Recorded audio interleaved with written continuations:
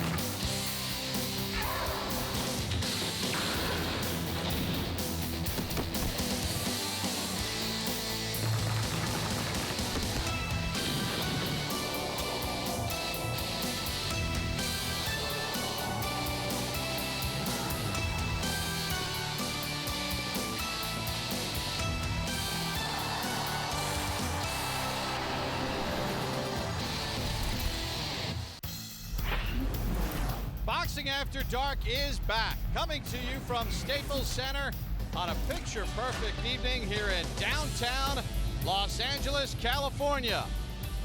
Hello again, everyone. So glad you could join us for HBO's Boxing After Dark. I'm Bob Papa. We'll be joined tonight by Roy Jones and Max Kellerman. We'll get things started in the middleweight division in our main event. Sebastian Zbik puts his belt on the line against Julio César Chávez Jr. So who is Sebastian Zbik? He's 29 years of age from a small town in East Germany. He had 129 wins as an amateur. He has 32-0 record with 10 knockouts. He fights with a very patient equilibrium. He's not dazzling in any way. He's steady. He's a self-made man. You contrast that to his opponent tonight, the son of legendary Mexican champion Julio César Chávez. Julio César Chávez Jr. has 42 wins on his resume and 30 knockouts. He's been criticized in the past for his work ethic, but since teaming up with trainer Freddie Roach, those things have changed. We'll tell you more about the legendary son a little bit later on in the program. We'll get things started in the featherweight division tonight. Mikey Garcia is 23 years of age. He's 25-0 with 21 knockouts. He's got star written all over him. He's got a devastating right hand, and he really kind of works his way into a fight and then systematically breaks his man down. Now, he was supposed to fight Miguel Beltran, but he pulled out of the fight earlier this week.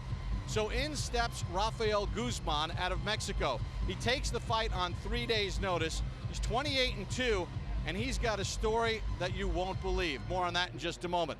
Let's take a look at the tail of the tape for our first bout of the evening between Mikey Garcia and Rafael Guzman.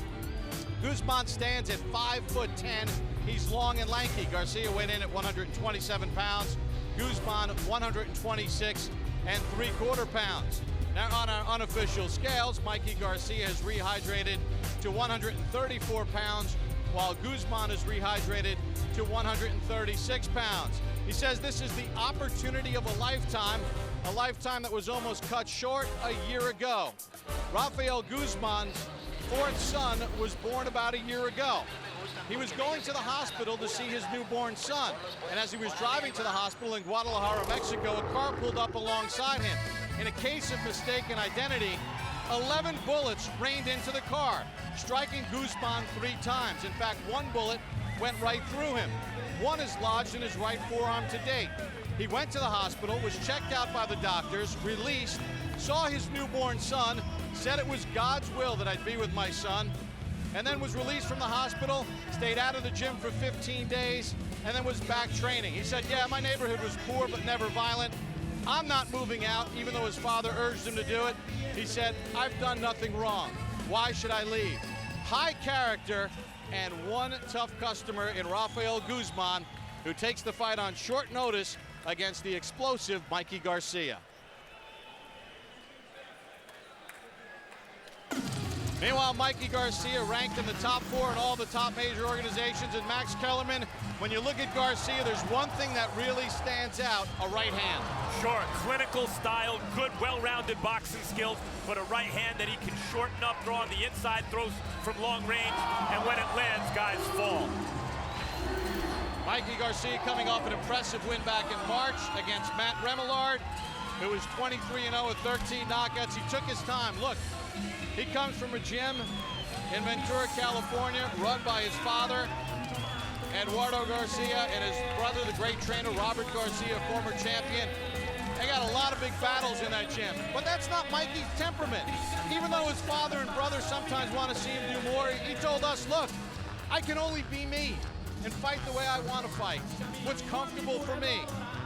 If I can win easy, why not do it that way? Why do I have to get into a big battle when I can just simply outpoint and then break down my man and knock him out late? Very mature 21-year-old with 25 wins, no losses, and 21 knockouts on his resume. He's very relaxed, kind of just leans back and takes it easy during the fighter meetings, but explosive in the ring. Time for the introductions as we send it up to our ring announcer, Michael Buffer. Ladies and gentlemen, good evening and welcome to Staples Center, Los Angeles, California, USA, where tonight Bob Arum's Top Rank Boxing is proud to present HBO Boxing After Dark, an evening of world-class professional boxing for your entertainment. Sponsored by Tecate, Cerveza con Carácter. All bouts sanctioned by the California State Athletic Commission. At ringside, the three judges scoring this first bout: Jonathan Davis, Alejandro Rochin, and Fritz Werner. And inside the ring, in charge of the action at the bell, referee Wayne Hedgepeth. And now, from Staples Center, Los Angeles, let's get this party started. 10 rounds of boxing in the featherweight division. Introducing first, fighting out of the blue corner, wearing black with gold, officially weighing in at 126 3/4 pounds. An excellent professional record, 28 victories, including 20 knockouts, with only 2 defeats. Damas y caballeros de Guadalajara, Jalisco, Mexico, the KO artist, Rafael Chocho Guzman. And fighting out of the red corner, wearing brown, official weight 127 pounds. His professional record, a perfect one. 25 fights, 25 victories, including 21 KOs. He's the fighting pride of Oxnard, California, from Moreno Valley, California. Here is the undefeated Miguel Mikey Garcia.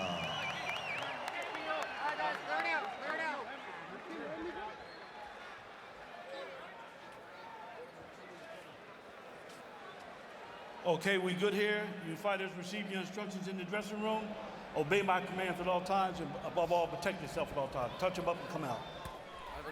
We've seen many times that for these tough, largely unknown fighters out of Mexico, success is a matter of getting the opportunity.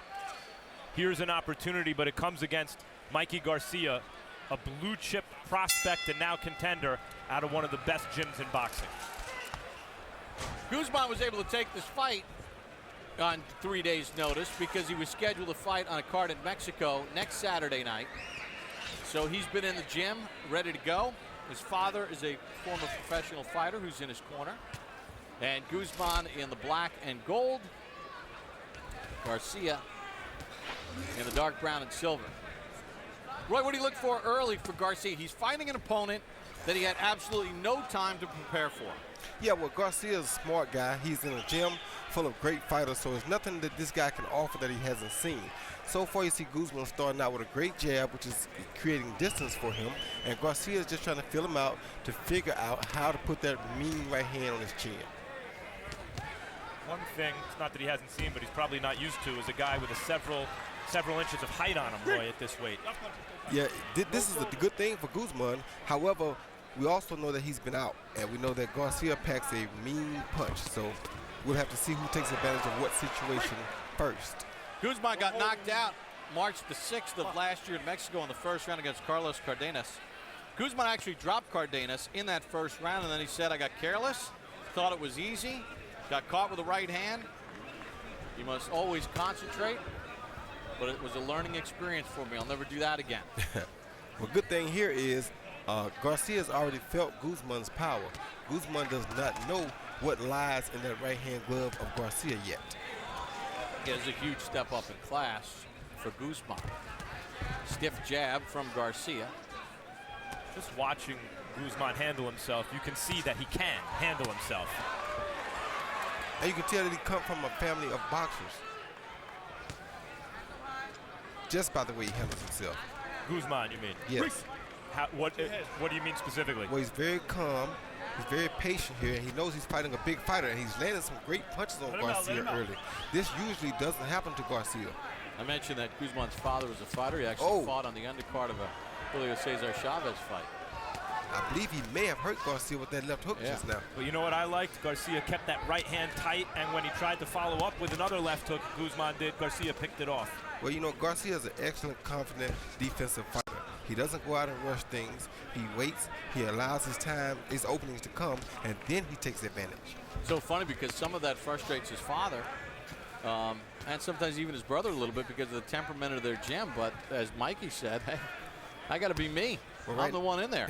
Right now, I think it's frustrating him a little bit even because he can't land nothing big without getting caught with something big. Guys, this first round with some high-level stuff. Right hand to the left from Guzman, then a counter shot from Garcia. End of round one.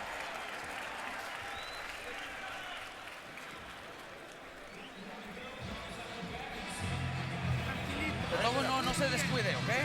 Breathe. Don't be careless. ¿Cómo está? How are you doing? Okay? How do you feel? Good? You scored 3 punches, you know that. And you're being last. What's he at? No?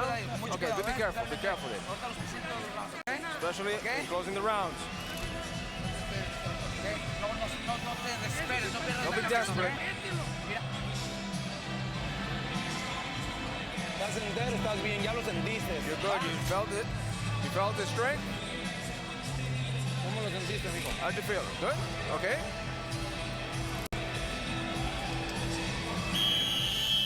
Well, let's take a look at some of the action in round number one. Right here you see Guzman come with a 1-2, followed by a counter left hook from Garcia that lands in the back of the neck. What an awkward place to get caught at. So we begin round number two, the scheduled 10-round featherweight bout between Mikey Garcia and Rafael Guzman. Garcia, according to CompuBox, outlanded Guzman in the round 13-9. Guzman busier, though. He threw 38 more punches. Like Guzman's jab, Roy. He's landing it from long range against Garcia. Yeah, I like it. He's landing it from long range, but if you look at it, he's also putting a lot of weight on that front foot when he throws his jab. Heavy jab? Yes, and what will happen is, as the fight goes on, Mikey will try to trick him into throwing that jab and counter with a right hand. The Garcia camp, brother Robert, one of his trainers, said that even in preparation for Miguel Beltran, who pulled out of this fight, Roy, they weren't really training specific. They were just doing their own thing. So it really didn't matter that there's a different opponent because they weren't training specifically for any fighter. They were just trying to get better. Why would they take that? There's a good left hand by Garcia. Then he unloads with the right hand.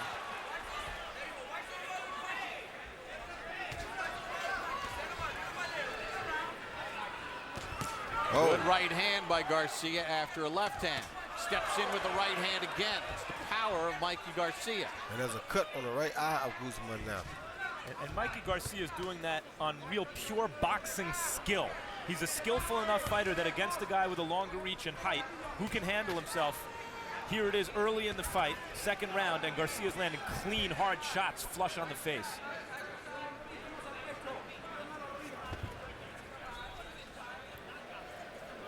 Roy, is that as Garcia throws a left and then steps in with a right hand again, is that something that does happen during the course of one's career, that in preparation for a fight they don't really go fighter specific and just work on stuff on their own? Yeah, because in Julio César Chávez Jr.'s case tonight, you have guys that change up sometimes. They don't always fight the same. So it's best to get yourself prepared the best that you can be, and then whatever he brings, you can deal with it, especially if you're a complete fighter. And I think Mikey Garcia is definitely a complete fighter.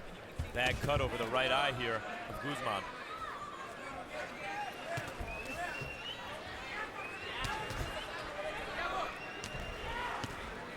Guzman has been cut training on the bridge of his nose and his head, but never has sustained cut to the eye like that. But he's got one here on the right eye in round 2. I like Garcia's defense. Keeps that right hand high, the chin tucked, elbows in. I like his patience. He has a lot of patience. He didn't go out in the first round and just do anything just to land a punch. He took his time, waited till the openings came, and then he took advantage of them. End of round number 2. A very good round for Mikey Garcia.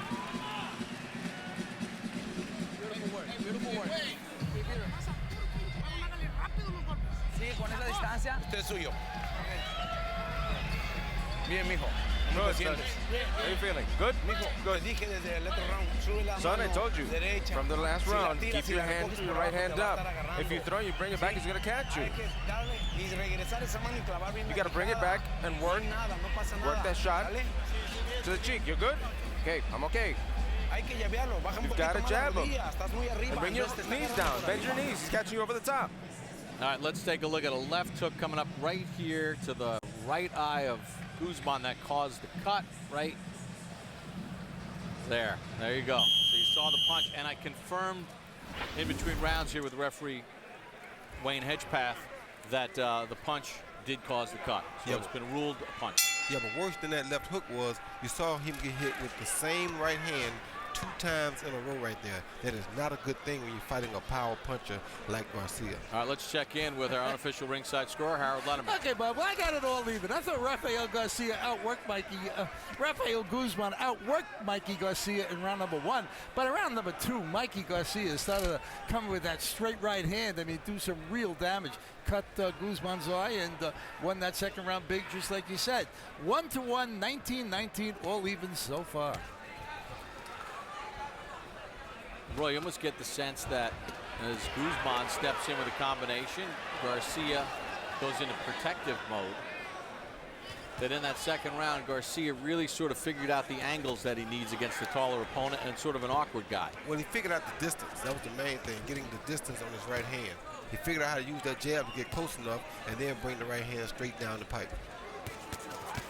Although Mikey Garcia is not a blood and guts kind of fighter because he hasn't had to be so far, it's really a pleasure to watch him ply his craft here.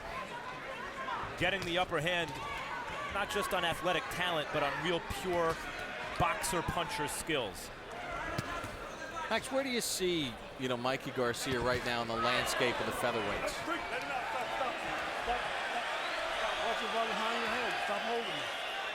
Guzman, caution for holding. I think at featherweight, there's one outstanding talent that has separated himself from the pack.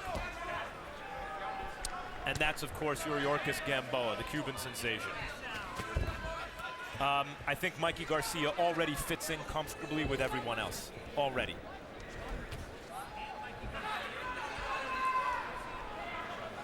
And he's just 23 years of age, won't turn 24 until December the 15th. Saw Salido upset Juan Manuel Lopez.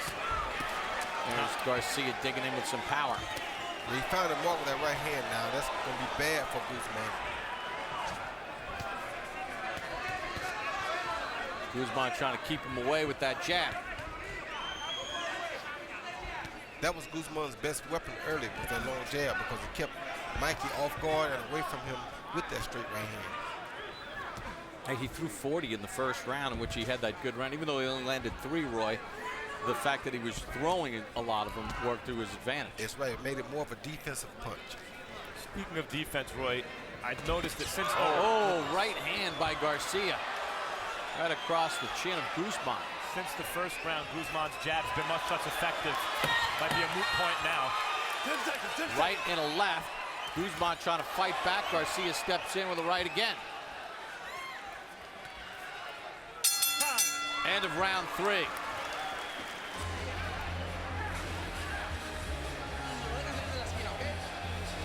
Baja un poquitito más la rodilla, mijo.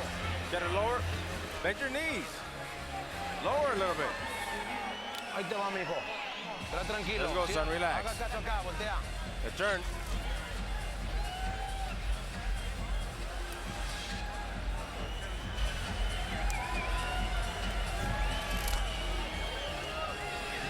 Get the ribs.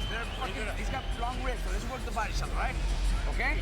When you throw the body, don't drop your right hand. Okay? When you go to the left of the body, don't drop it because he's throwing that hook. Muy bonito trabajo. Very nice job. Okay? Breathe. Respirando. Here we see Garcia starting to line him up with his jab and follow with a straight right hand right on the button. That was one. Then he came back once again right behind the jab with a straight right, bam, right down the pipe. You cannot allow him to land that punch that comfortably over and over again. And according to CompuBox, Garcia, 22 of 38 as far as the connects. But you know, the one thing Garcia did in that round that was really nice, Roy, he used his jab. He was 11 of 23 with his jab, according to CompuBox, and then 11 of 15 with his power shots. So the jab really set up the power shots for Garcia. Yeah, it did, and he started winning the jab battle against a taller guy. You don't often see that, but it always works in his favor when it does. Left hand by Garcia, counter shot from Guzman. I was going to ask, Roy, how has he taken the jab away? How has Garcia taken the jab away? Oh! He's taking away with his own jab. He started jabbing first instead of letting Guzman. See like that? He's jabbing first now. Guzman's not jabbing first. Watch, see right there? Garcia leads with the jab first. Therefore, he's taking Guzman's jab away from him. Guzman may be a little gun shy with his own jab because he keeps getting countered, as you mentioned, with right hands. He can't seem to block the right hand for some reason. No defense at all.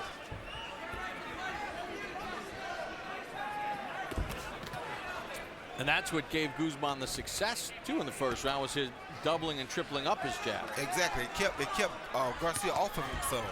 Now Garcia can get to him at will because he's not jabbing as much.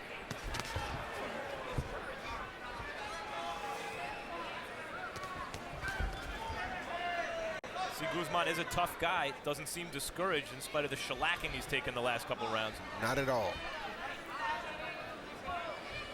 And he's not simply throwing caution to the wind. He's still trying to execute a game plan. It's just he's being outskilled. Well, you know, he's one tough guy, as we told you the story about. Oh, walked right into a shot there from Garcia. The same right hand. 5, 6. Oh, and he's not getting up. Just over a minute to go on the fourth. Wayne Hedgepath stops it. That was a complete and very impressive performance from Mikey Garcia.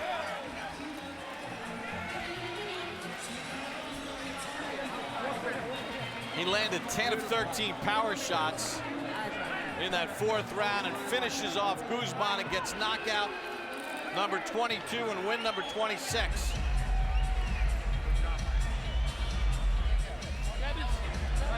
Let a guy consistently hit you over and over again with his best punch, that's usually going to happen.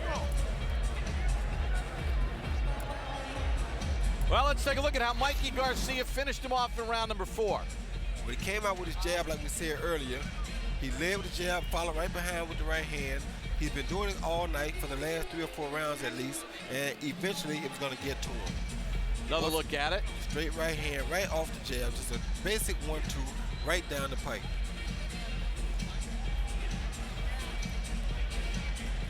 Second, fourth round stoppage in Garcia's career. I mean, he got the full shoulder and leverage behind that one, Roy. He got everything into it because he knew he was going to land it. He's landed it several times before, 2 times back-to-back almost every time, so he knew he was going to land it. You know, he might be only 23, but you can just see the way he boxes, Roy. He's got a very high boxing IQ. I mean, he breaks down his opponent mentally and physically, leading to the knockout. It's not just brute force. Well, you got to remember now, his brother was a world champion also. Yeah. His daddy was a world champion trainer. I mean, he's in the gym with some of the best fighters that are fighting right now to date. And he has to survive in the gym with these guys. So you know he has a high IQ or he wouldn't be where he is now. All right, let's get the official time of the stoppage to Michael Buffer. Ladies and gentlemen, the end comes at 1 minute 55 seconds of round number 4. The winner by knockout victory, his record now still perfect, 26-0, 22 by knockout. The fighting pride of Oxnard, Moreno Valley, California, Miguel Mikey Garcia. So Mikey Garcia gets win number 26 as we take a look at some final punch stats. Total punches in the fight. Garcia lands at a really good clip, 47%, 68 of 145. Guzman at just 12%. And the power punches, well, Garcia over the balance of this fight, he used his jab where he landed 34% of his jabs, did Garcia, which set up the 70% connect with the power shots, 37 of 53. Knockout number 22. And Mikey Garcia is with Max Kellerman. Mikey, congratulations on a spectacular performance. First round, you seemed to come out and measure him. Maybe he even won the round. What did you see in that first round? Well, we wanted to, start out, calm, patient, like I always do. Feel him out. Like I said, I didn't know anything about him. So we took the first round, a little patient, but I still think I landed the better shots. He might have taken the round maybe, but I feel I did, good and landed the better shot. What did you see in that round? Because you came out and gave him a shellacking over the rest of the fight. I just thought, he was open when he would throw his long punches. He was open for counter punches. And, I was able to land the overhands and the left hooks. Here we have a shot of the knockout as it turned out.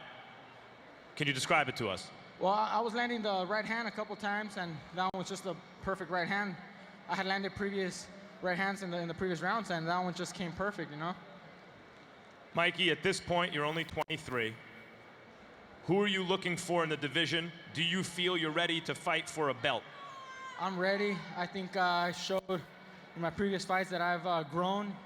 I've shown everybody I'm capable of fighting and challenging for a world title now. Hopefully I get a shot at the world title. I feel I'm ready. I'm ready for, Salido, for Gamboa, Chris John, Johnny Gonzalez, any of the guys. I'm ready for them. Including Gamboa, you think? Of course. I feel that my style can surprise a lot of people. A lot of people think I may not be so flashy or spectacular, but once they get in the ring, they feel that I'm above their level. And I think I can prove that against Gamboa too. Thank you for a real fun fight to watch. I just want to say thanks to everybody. Thanks HBO for having me again. And shout outs to Genaro. Chicanito, we're with you. God bless. Stay strong, brother. Bob. All right, thank you very much, Max. And making reference to Gennaro Hernandez, who has been battling an illness. And we wish Gennaro, one of the great champions and a former colleague here at HBO, nothing but the best. I know he's watching here this evening. We're at Staples Center in Los Angeles, live on the kind of evening you come to expect in Southern California. Clear skies and temperatures in the low 70s. Coming up next, our main event with German native Sebastian Zbik defending his middleweight title against Julio César Chávez Jr., the son of Mexico's greatest fighter of all time. But before the bell rings, let's take a look at what boxing has in store for you in the weeks ahead. 2 weeks from tonight, a doubleheader from Guadalajara, Mexico, including one of the sport's hottest stars. Alvarez doubles up that left again and a right. 20-year-old Canelo Alvarez looks to continue his meteoric rise as he defends his 154-pound title against Ryan Rhodes. Also that night, undefeated Adrian Broner takes on Jason Litzau in a 130-pound matchup. On June 25th, Devin Alexander is back on Boxing After Dark. Coming off his first professional defeat to Timothy Bradley, the St. Louis native comes home against knockout artist Lucas Matisse. On July 2nd, the heavyweight fight all boxing fans have been waiting for. The on-again, off-again, and now on-again confrontation between Vladimir Klitschko. A knockout win for Klitschko. That's what heavyweights are supposed to do. And the hard-punching, trash-talking David Haye. You gotta eat your words in this t-shirt. You eat my fist so you can be in. On July 9th, it's the return of Paul the Punisher Williams. Good left hand, and down goes Williams. It will have been almost 8 months since his devastating knockout loss to Sergio Martinez. Now can Williams rebound against former Cuban amateur star Isrelandi Lara? On July 23rd, a compelling matchup in the 140-pound division. Amir Khan looks to continue his winning ways as he takes on slick southpaw Zab Judah. An exciting few months in the ring on HBO's World Championship Boxing and Boxing After Dark. Well, we're looking forward to that July 23rd showdown between Amir Khan and Zab Judah, and they join us here at ringside in Los Angeles. And Amir, talk a little bit about taking on Zab and the motivation with this fight. Yeah, you know, we know Zab's a great fighter. I mean, he's been in with the best, the likes of Mayweather and the other guys out there. But, you know, it's a big step up for me, and we're going to be ready for the 23rd of July. You know, I always bring excitement when I fight, and this fight's going to be very, very exciting, and it's going to be one to watch for. All right, so there's been a little bit of trash talking going on via Twitter and other things. Does that get under your skin at all? No, you know, I'm a chill that guy, and it's only going to motivate me. It's only going to make me go in the gym and train harder and go into this fight and win this fight. Talk about how your game continues to get better. Well, you know, I'm working with Freddie Roach and working on the game plan for this fight. It's all about being smart, skills, pay the bills, and you know, and they have to just be one step ahead of Zab. We know how good he is. He has power, he has speed, but I don't think he's ever faced anyone as good as me. All right, coming up in our main event, Julio César Chávez Jr. that's also working with Freddie. Where have you seen the growth in his game? And he's got a big test tonight against Sebastian Zbik. He's got a very big test, fighting for a world title today. I train with Chávez. We run together, we train together, and he's ready for this fight. He looks in great shape, and I really think he's going to win this fight, probably late knockout. But Freddie also has his confidence in Chávez, and let's bring another world title home in the wildcard gym. All right, thanks, Amir. We look forward to seeing you on the 23rd of July. All right, Zab, the wily veteran Zab Judah out of Brooklyn, New York. Talk a little bit about this challenge that you have in Amir Khan on July 23rd. I think it's an excellent match for boxing right now. It's something that's going to solidify who's the junior welterweight king out there right now, and that's it. All right, talk about how your game continues to evolve. I mean, you've had a long career, and a lot of people have counted you out, but you're back sort of in the spotlight. I mean, you know, people can't count you in and count you out. You know, God makes a final decision, and my Lord and Savior, Jesus Christ, has came back and delivered me. And July 23rd, I'm going to show him that everything's real. All right, so now, some of the trash talking. Is that you hyping it up a little bit? Wait, you know what? All I do is retweet. Yeah, you retweet. Oh, no, wait a second. That's the safe way to retweet somebody else's smack. They call me the retweet king. He's American King Kong. I'm Zab retweet Judah. so why are you going to win the fight? You know what? I mean, for a couple reasons, you know what I'm saying? I've been here before. I've been in these bigger fights before. Amir Khan's a great fighter. He has great speed, great power, but you know, it's just that, you know, I just got one thing more that he doesn't have right now. You know what I'm saying? That's the experience. And July 23rd, I will show you why. All right, we're looking forward to it. Thank you. I'm very much excited for this one. It's gonna be a great one. Don't miss it. All right, don't miss it. That's right. It's on HBO's World Championship Boxing. These two are going at it. Amir Khan and Zab Judah from Las Vegas, Nevada, 140-pound unification. Hey, they're shaking hands and hugging right in front of me. Saturday, July 23rd, it's HBO's World Championship Boxing. Amir Khan and Zab Judah squaring off. Looking forward to that one in the middle of the summer. We're back here at Staples Center in Los Angeles, California, getting set for our main event of the evening on HBO's Boxing After Dark. Middleweight title at stake. Sebastian Zbik puts his belt on the line against Julio César Chávez Jr. Zbik has the belt. Roy, will start, though, with Julio César Chávez Jr. working with Freddie Roach right now. He's a guy that, you know, a lot of people thought that he didn't have the same kind of work ethic that he needed to be great. He realized he had to go find a trainer to make him better. What are you looking for out of Julio César Chávez Jr. tonight? Well, tonight I'm just looking to see what type of improvement, what type of additives did Freddie Roach bring to the table for him. I know there was a lot of room for improvement. He didn't have an amateur background, so quite naturally we expect him to not know quite as much as the guy who has. So tonight we get to find out if Freddie Roach really was able to step up to the plate and deliver him to where he needs to be right now. All right, well, Max, on the other side of the table, you got Sebastian Zbik. Comes from a small town in East Germany. He's been in the United States for 4 weeks getting ready for this fight. He's only taken 2 days to relax and enjoy it. He's going to stay in the country and enjoy the United States for 2 weeks after the fight. He's a champion. He's got a belt. What does he bring stylistically to the fight that could be good enough to beat Chávez Jr.? He's sort of an Eastern European generalist. You know, nothing super specific about his style that makes him stand out. Throws a good 1-2 without a lot of power. Good defense, really good basic fundamental boxing skills. Told us yesterday this is the first time he's gone away to a training camp and he hasn't been part of a team. He's been the sole focus of the trainer, where they're devising a game plan for him. So maybe we see something a little more special out of him. A solid fighter, Bob, but because he's unspectacular, I believe he was chosen as the opponent for Julio César Chávez Jr. tonight?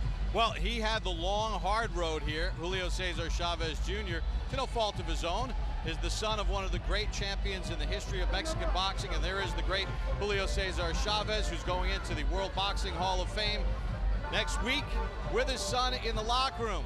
Julio César Chávez Jr. says there's a lot more to his game than just his name. In the world of Mexican boxing, one name stands out from all others: Julio César Chávez. Over 100 victories, titles in 3 weight divisions, he's simply El Gran Campeón Mexicano, the great Mexican champion. Many have tried to follow in his footsteps. None have succeeded. As the son of a legend, Julio César Chávez Jr. grew up living a life of privilege. Even as a youngster, Jr. seemed a natural to follow his father's path. De niño sí, todo el tiempo estuve en el gimnasio con mi papá, viéndolo, siempre supe lo que era boxeo. Todo el tiempo es lo que vi toda mi vida, boxeo. Pero pues nada en serio, ¿no? Hasta ya los 16 años.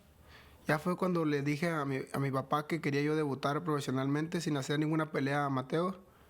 Y él me dijo, pues quiero verte primero hacer guantes. Y fue al gimnasio a verme hacer guantes y me dijo, está bien, te voy a dejar, vamos a ver cómo te ves. He looked good enough in the gym to turn professional. And in the ring, he showed some familiar qualities. Left hook to the body. That was the Julio César Chávez trademark. Yo creo que al principio de mi carrera quería pelear como él, más adentro. Pero pues eso no me resultaba a mí porque yo estoy muy alto y me pegaban mucho. Chávez Jr. immediately gained an audience, but learning on the fly, he developed slowly. He struggled to make weight and earned a reputation as being lazy. The comparisons with his father were fading. Me sentía que no estaba avanzando. Yo creo que necesitaba algo más. No tenía la disciplina necesaria, entonces pues por eso decidí estar con Freddy Roach, porque yo sabía que yo tenía las cualidades, pero no iba por un buen camino. Yeah, I think he got the reputation also because he was always the boss. He never had, he didn't listen to anyone. He did what he wanted to do, and he needs a boss because he does need direction. But he does understand the sport of boxing, and he was a lot better boxer than I actually thought he was. Yeah. 2, 3, 4, come on. Well, right now, you know, since this is our only 3rd fight together, we're focusing on just trying to get the basics down, just changing everything that he used to do in the past. So it's like baby steps, getting him used to doing things he's never done before. Lo más importante es prepararme duro. Pues me he dado cuenta que sin eso no se puede hacer nada en el mundo, así seas hijo de quien seas o sea lo que sea. Si no tienes disciplina, no te preparas duro y no te sacrificas, nunca vas a lograr nada en el boxeo. Go, come on. And when he came here, his work ethic was great. He never said no to me. He still hasn't to this day. We condition, we'll win this fight. Right? Kick my ass. Once I get him in the gym, he's 100%. Someone told me he's just trying to impress you. I said, well, keep doing it, because that's what he's doing. Many fighters turn to boxing out of necessity, a need for money. Some are searching for fame and fortune. Others are simply trying to forge their own path. Yo tengo hambre de ser alguien en la vida porque no quiero estar siempre ser hijo de Julio César Chávez y vivir de lo que él hizo. Yo quiero hacer mi propia historia, me estoy esforzando. Creo que tengo la sangre en mis venas de un gran peleador. Y creo que poco a poco he ido rompiendo expectativas y cada día he demostrado mejores cosas. Let's take a look at the tail of the tape for tonight's main event. Sebastian Zbik and Julio César Chávez Jr. Slight height advantage for Julio César Chávez Jr. Zbik weighed in at 158 3/4 pounds, rehydrated to 165 on our unofficial scales. Julio César Chávez Jr. on our unofficial scales has rehydrated from 160 pounds all the way up to 180. Weight wasn't a problem for Zbik. In fact, he was sipping water during our fighter meetings.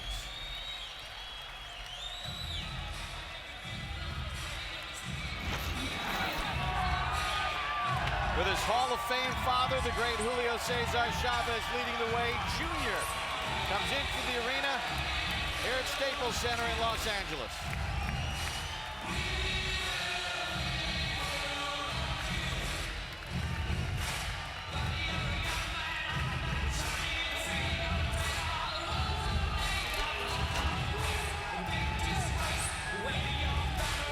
Julio César Chávez was 23 years old when Junior was born. He already won a title. Said, I grew up watching my dad's style. I saw all the great times, and I want that. But I know it's going to take hard work to get it.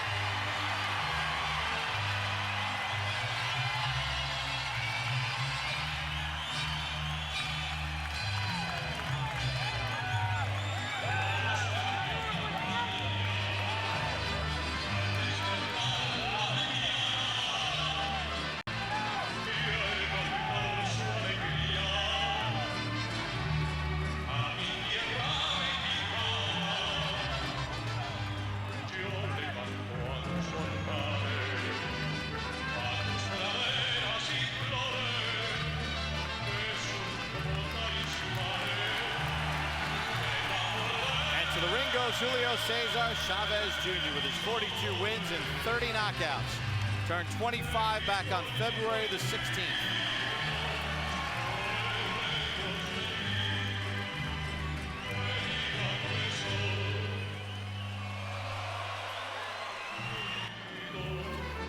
Maddie's going for the middleweight belt. Let's take a look at the middleweight picture.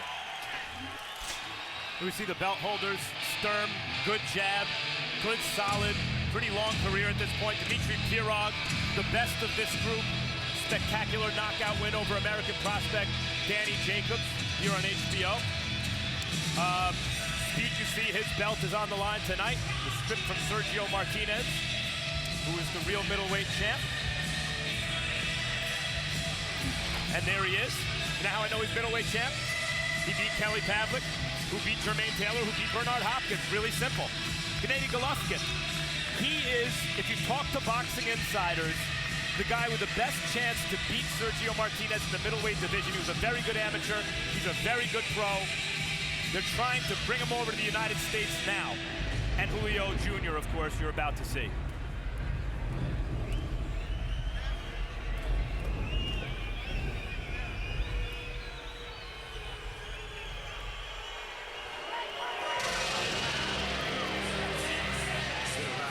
And there is 29-year-old Sebastian Zbik. Very soft-spoken.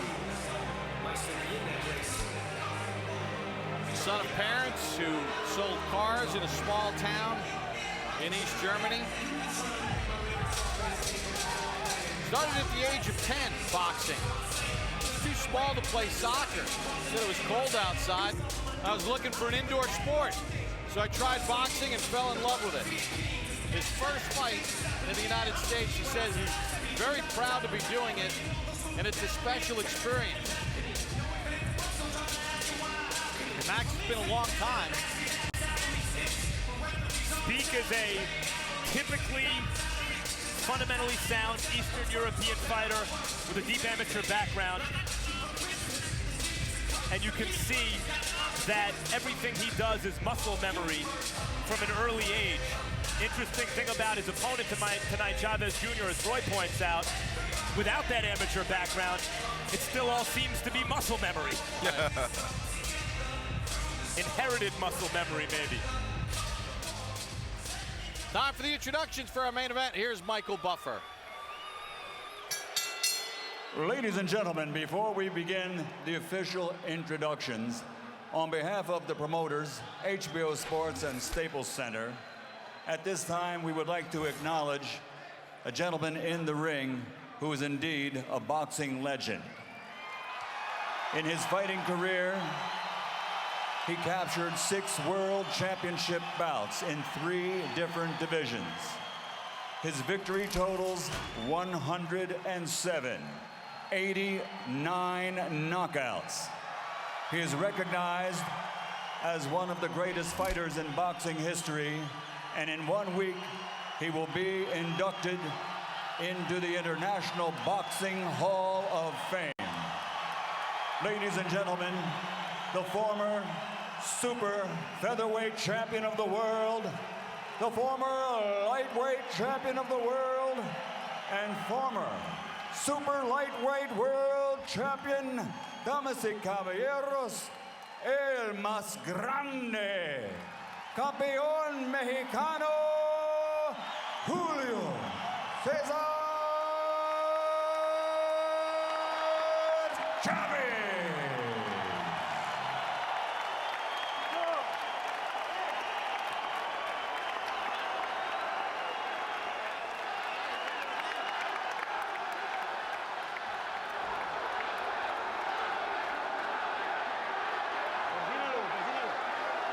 And now, ladies and gentlemen, from Staples Center, Los Angeles, California, USA.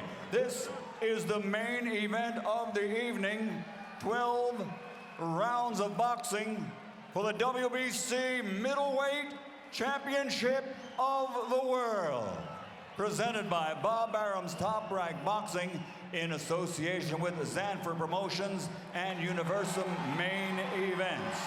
Sponsored by Tecate, Cerveza con Carácter, and sanctioned by the California State Athletic Commission, Chairman John Frierson, Vice Chairman Dr. Christopher Giza, Executive Director George Dodd, WBC President Jose Suleiman. At ringside, the three judges scoring this bout, Raul Caiz Jr., John Kane, and Steve Morrow, and inside the ring, in charge of the action, your referee, Jack Reese.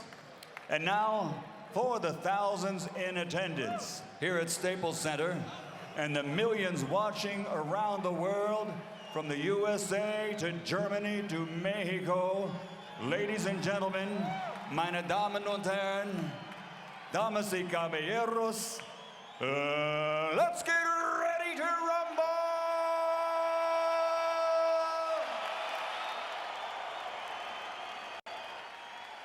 Fighting out of the red corner, wearing red with gold, official weight 160 pounds. His professional record, 42 victories without a defeat, 1 draw, 1 no contest, and he has 30 KO victims. Damas y caballeros de Culiacán, Sinaloa, Mexico, the undefeated challenger, the WBC silver belt middleweight champion, the son of the legend, Julio César Chávez Jr.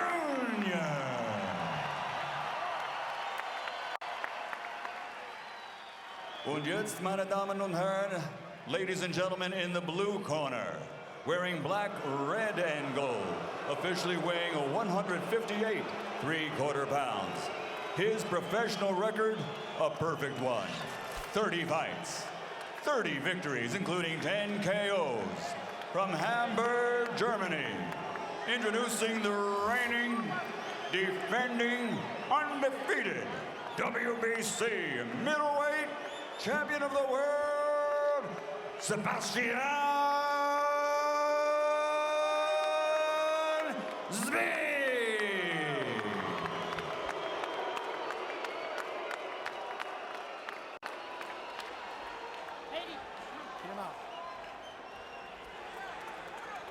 Everybody out except Chief second only, everybody else out. All right, since you both understand English very well, that's what I'm going to speak primarily. First, both of your trunks are a little bit high, so this is the line right here, okay? Listen and obey my commands at all times, protect yourself at all times, fight hard, fight clean, touch them up, and good luck. We're here to see if Julio Jr. is closer to Ken Griffey Jr. or to Dale Berra, Yogi's son, who did make it to the majors, but didn't exactly make anyone forget about his dad. Chavez is in the majors now. The question is, can he perform at an all-star level? He'll be tested tonight against the belt holder, Sebastian Zbik.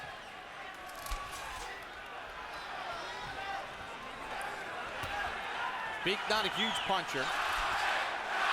His 10 knockouts, his 32 professional wins. 209 rounds as a pro. Chavez Jr., 194 rounds as a pro. More than half of his knockouts, his 30 knockouts, have come within the first 2 rounds. 8 in the first, 8 in the second. Chavez weighed in at 180 pounds today. Zbik only at 165. But Zbik looks bigger and stronger, Roy, than I'm used to seeing him. He looks a lot bigger, a lot stronger than he usually looks, and than he usually is. But the thing for him is he has to try to use his quickness early, stay away from Chavez's power shots, and try to make this a long fight and win no points. For Chavez, I think Chavez has to go in, take his time, wear Zbik down with the body shots, and try to overcome late in the fight. But Zbik does have a big amateur background, and this could make for a difficult task for Chavez Jr. Zbik looks pretty good so far. Work out of there. One of the things before Chavez Jr. did before getting with Freddie Roach, he was predominantly an inside fighter like his father. They're working on trying to fight both ways, outside and inside, outside being the key here tonight. I asked Freddie Roach yesterday during the fighter meetings, can you make that many changes in such a short time? They've only been together for 3 fights. He said, we're making progress, but it's still a work in progress.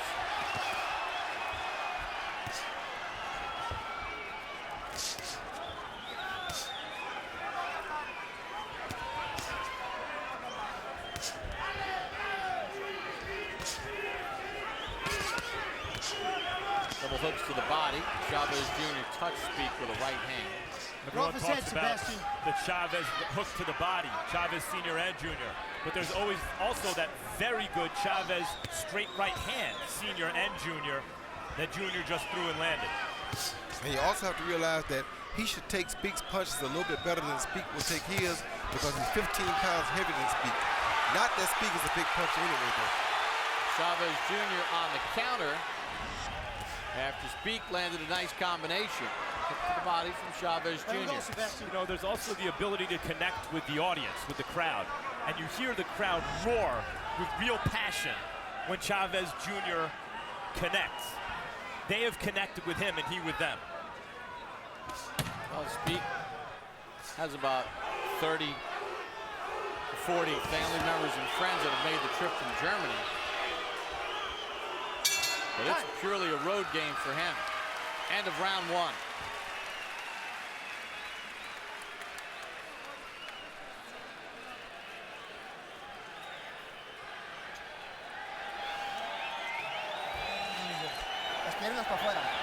Straighten up your legs.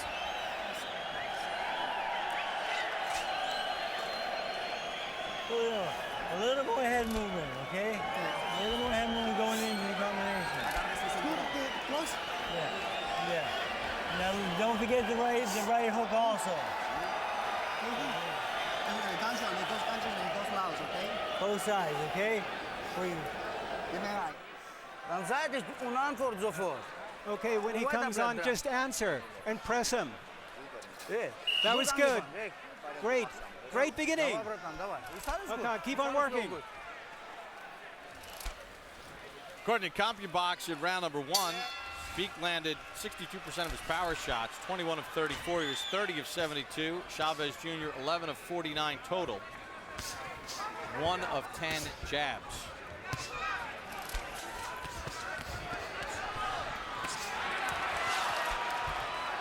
Zbik digs in after Chavez throws a combination. What should Chavez Jr. be doing right now, Roy? Well, he got to figure out a way to get this jab off of him. Zbik has quick hands, and he's landing a lot of good jabs on Chavez that shouldn't be happening.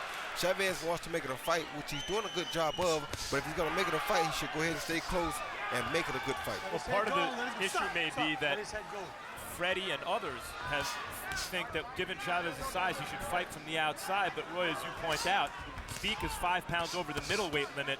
Chavez 5 pounds over the light heavyweight limit. Maybe he needs to alter that game plan and impose his size. That's what he has to do. If he doesn't do that, it's going to be a long night for him, because Zbik has very quick hands for a middleweight. And that's what Zbik told us yesterday when we met with him. He said, I'm faster than Chavez Jr. And he's not a knockout puncher, so what you have here is a classic boxer versus a classic puncher. And that puncher has to make sure he makes it a punching fight and not a boxing match.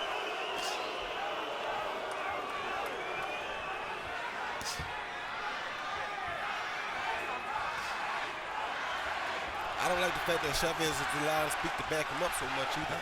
Zbik fighting much more aggressively than I've seen him in the past. He told us yesterday that he changed because he was the head guy in training now. So maybe this is part of that change he's made. But that 15 pounds, we still have to see how that comes into play. Right on the belt line was that punch.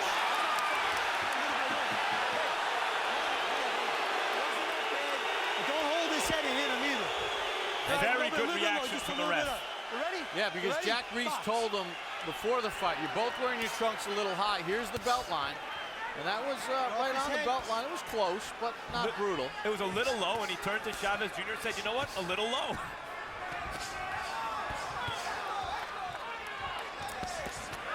Good body combination by Chavez Jr. and Zbik holding the back of the head of Chavez Jr. there. Now he lifts off the combination.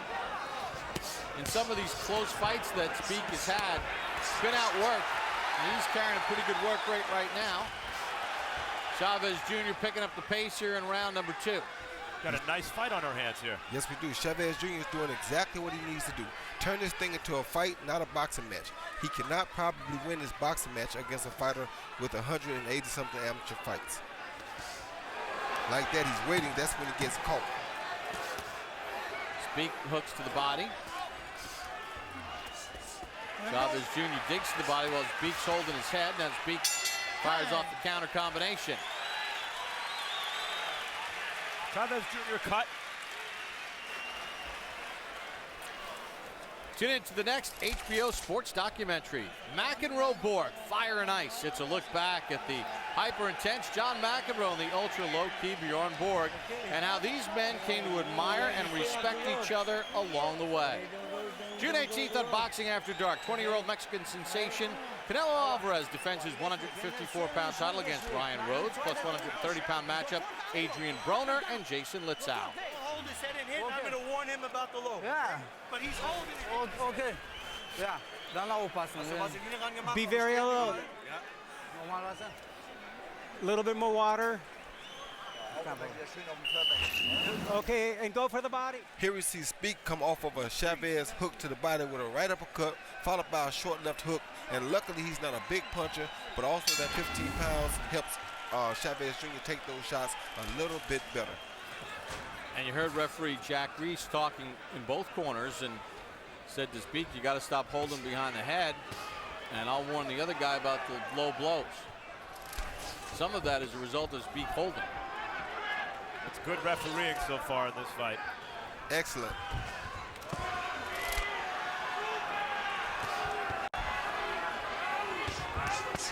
Good left hook to the body by Julio César Chávez Jr. And this is what he has to do. He has to fight this guy and not try to box him. I really like what Chavez is doing so far. When Zbik is trying to hold his head or going upstairs, Chavez is concentrating, both hands, sustained body attack. I think that's in his DNA.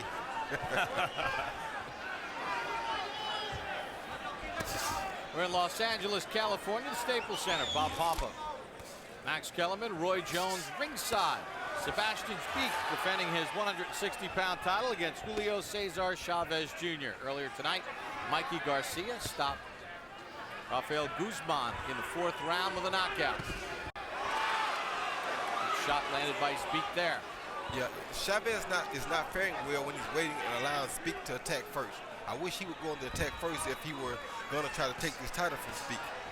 I think Zbik is the type of guy that's pretty much in good condition, and I think he can keep this up all night long. So Chavez has to change this somehow.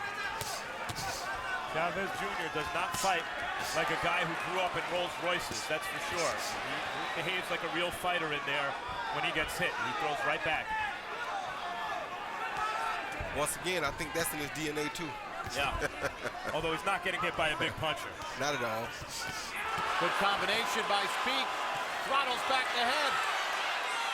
And Chavez Jr. says once more.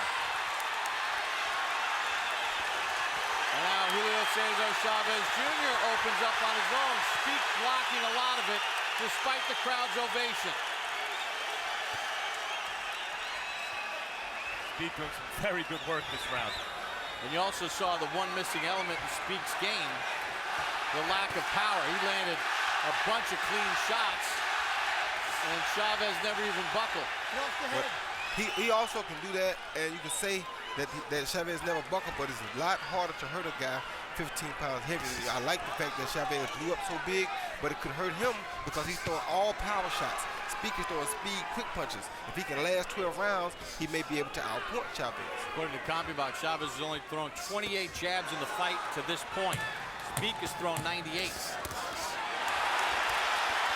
exchange big shots. Zbik holds on.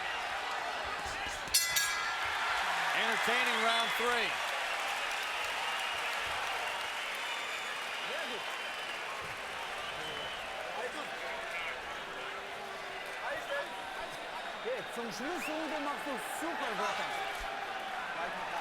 At the end, you did it extremely well. Keep on doing.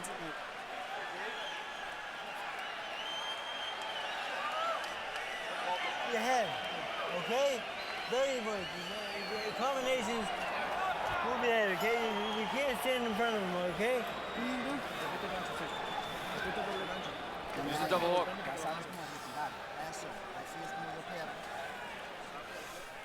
And there is Julio César Chávez Sr.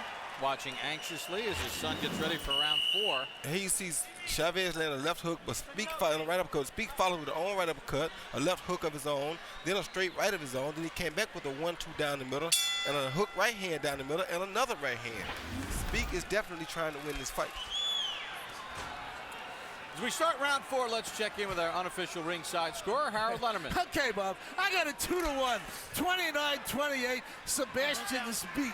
You know, Bob, I gave Sebastian rounds 1 and 3. I thought he outworked Julio in those rounds. I love the way he backs the guy up. I mean, he's fighting a guy 180 pounds and he's backing him up. Look at that. Whacks him with a real big right hand.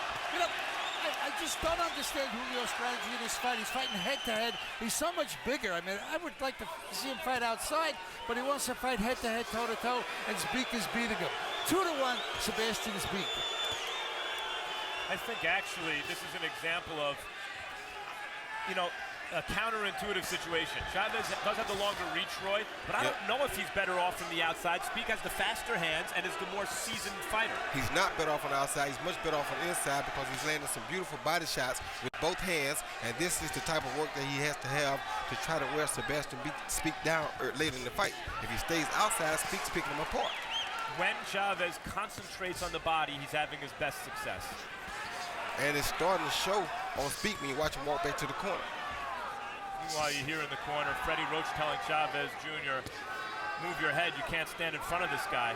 If you can't stand in front of this guy, who can you stand in front of? 10 knockouts in 30 fights, outweighed by 15 pounds.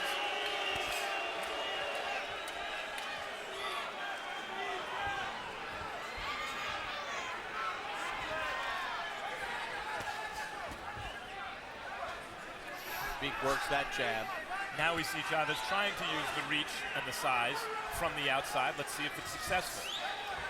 He's only thrown 39 jabs total in the fight to this point. Yeah, I don't like his outside work because Zbik is a smaller guy. Zbik has the quicker hands. Why don't you just go ahead and go inside and land the big punches on him, and so we can see some wear and tear in the future on Zbik. What do you think of Chavez's footwork from the outside right? It's not that good. I mean, he's not counting because that's not his style. Eats another 3-punch combination. These shots are not hurting him now, but as you know, over the course of a fight, if you continue to get caught with the same punches, they will start to show up. I mean, it's so glaringly obvious that Chavez's best work is to the body. That left hook to the body moments ago moved Zbik.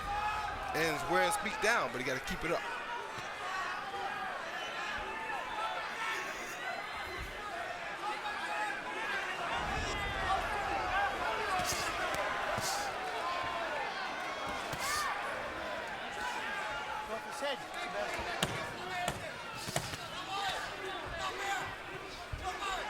Final seconds of round number 4 earlier this evening on the undercard. Christy Martin made her return to the ring as she squared off against Dakota Stone. Martin, who was involved in a horrific domestic dispute with her husband back in November, shot and stabbed, comes back into the ring and drops Dakota Stone early in the fight. But Martin hurts her right hand and cannot continue with a broken hand. and they stopped the fight. You can see the damage done to her right hand, so Dakota Stone wins. Then U.S. Olympian from 2004, Vanes Martirosyan taking on Saul Roman, and Martirosyan went down, stunned the crowd, wild fight, but Martirosyan was able to come back and take out Roman in the 7th round. Turned on the power, 2 knockdowns. Martirosyan dealing with a cut under his right eye. Wild fight, but Vanes Martirosyan gets his 30th win and his 19th stoppage, 2:58 of round 7.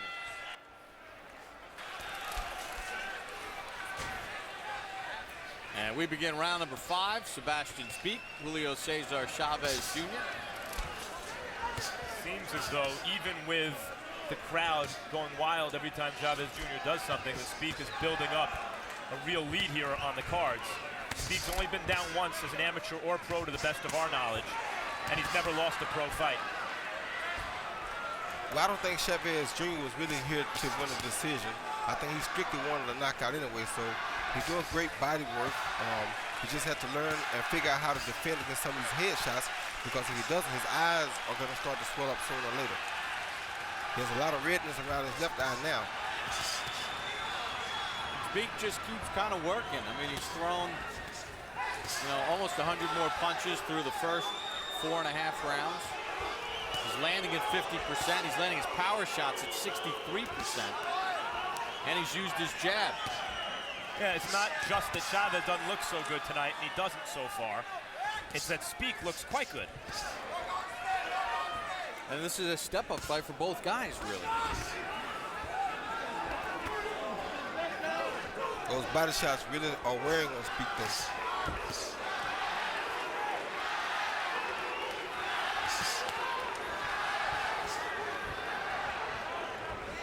Boy, Zbik, you can see one of the reasons why he only has 10 knocks. He doesn't really turn over the punches, does he? No, he doesn't commit to his punches, but the bad thing about it is, with him not committing to his punches, the longer the fight goes, the worse it becomes for him.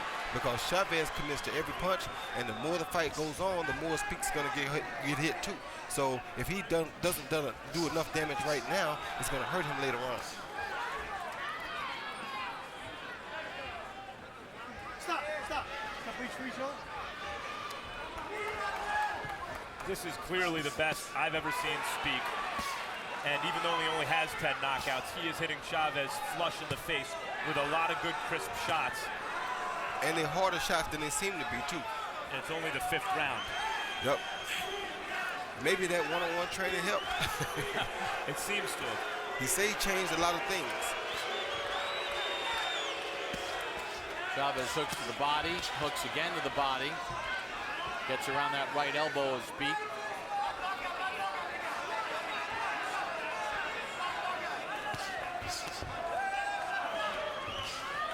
The main difference I'm seeing in Zbik is he's not just throwing ones and 1-2s, he's putting long combinations together. And he's coming forward. Although Chávez had some success just then, the last 30 seconds. Yeah, that was a very good right hook to the body. Well, he did say, Zbik told us this is the best you're going to see me, but he eats a right hand that wobbles him near the end of round 5, and he acknowledges the punch as he walks back to his corner. That was good.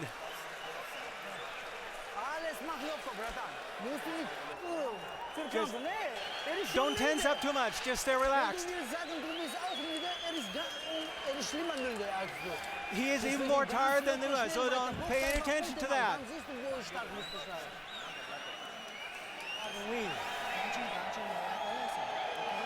Hooking to the head. This is going to be the 6th.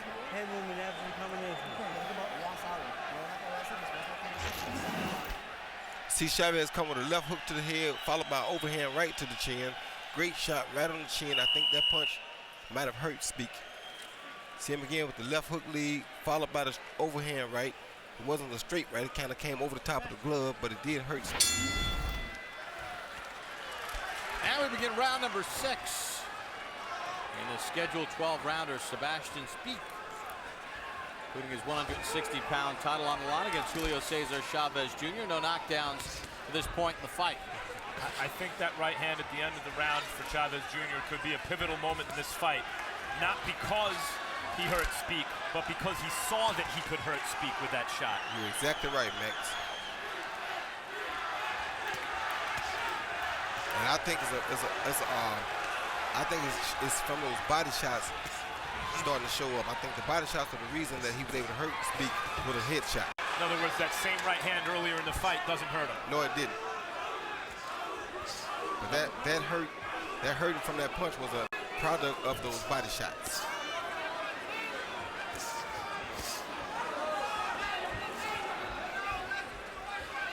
Zbik seems to be getting a little tired now. Another body shot from Chavez Jr. You see Zbik with the upper body. His hands are still moving like they were, but his footwork doesn't look the same as it did earlier in the fight. No, it doesn't, and it's not smart for him to stand here and fight toe-to-toe with Chavez like this. This is what Chavez is bred to do. I mean, I know they're trying to make him a boxer, but this is truly what he is. Zbik was doing much better when he was outside boxing. Why would he lay in here with Chavez is crazy to me. Hey, oh, stop. Don't use that elbow. You all right? No problem? Watch the elbow, okay? Right. Yeah, I was going to ask you that, Roy, because Zbik has thrown 90 more jabs in this fight, and he's used that to open things up, and now he's staying right in the wheelhouse of Chavez Jr. With a cruiserweight. I mean, these guys are going at it, boy. They are going at it. Yeah, they are. But it's in Chavez's DNA to get stronger as this goes on. It's not necessarily in Zbik's DNA to do that. That time Zbik created some distance, but he left out the jabs. Yeah, but you know he's tired because now you see his footwork is not the same. He's not moving once Chavez advances him now. Early in the fight, he was taking a step back when Chavez was advancing him. Now you see he's not really doing that. See that? And I was going to say, I thought that last sequence really illustrated where he half-heartedly threw 2 jabs and moved in slowly, Roy. Yeah, he's starting to show fatigue.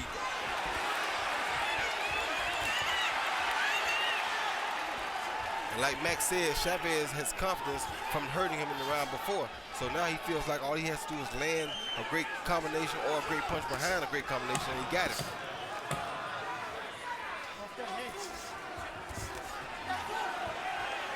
You can feel a little momentum turning around here with Chavez Jr. starting to walk down Zbik. Well, Roy, the body shots, maybe they're starting to pay dividends. Chavez Jr. really digging hard to the body. Kind of slowing down the footwork of Zbik. Punishing body shots, both with the right and the left hand in the balance of this fight. Which takes us to punch zone. And we take a look at Sebastian Zbik, and you see the body shots.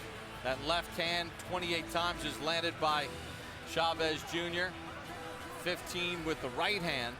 And he's done good work to the body with 43 connects of the 98 to the body. Whereas on the other hand, Zbik has only landed 15 body shots according to Punch Zone. You said 28 to 15. You said left side where the 28 is. That's that beautiful left hook to the body that's bred into Chavez Jr. As we start round number 7, once again we check in with Harold Letterman. Okay, Bob. You know, sometimes I swear to God, I think I'm watching 2 billy goats fighting. You know, they're head-to-head butting each other. But anyway, I've got a 3-3, 57-57. But like you said, the momentum is changing because Julio César Chávez definitely won rounds 5 and 6. He hurt him in the 5th. In the 6th round, Sebastian Zbik really looked tired. His mouth is wide open. Julio's working him down, hurting him to the body, and you know he's really taking control of this fight. So at this point, 3 rounds apiece, 57-57. You know, 2 fights ago against Domenico Spada in Germany, Zbik won a unanimous decision, but he faded late. As Spada came on late in that fight, you wonder if he's got enough left in the tank here as Chavez Jr. just keeps working that body. He better not fade here late tonight. Good body shot by Zbik.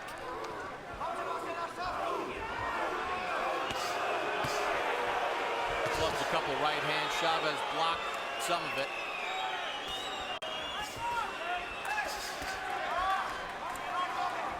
He's crazy for laying in there. Zbik is with Chavez, as big as Chavez is. You know, even as Chavez is maybe turning the tide of the war, I'm not sure that he's winning these battles. You know, even in the last round, Chavez did better work. Did he do enough to win the round? Still got hit a bunch. Yeah, he's getting hit a bunch because it's a different style for him. You know, he's not really the boxer anyway. He's a puncher, and he knows getting hit is part of his game. So for him, it's good to get hit because it's making Zbik continue to work. So long as he can actually stop Zbik late in this fight. Otherwise, it would may be losing too many rounds.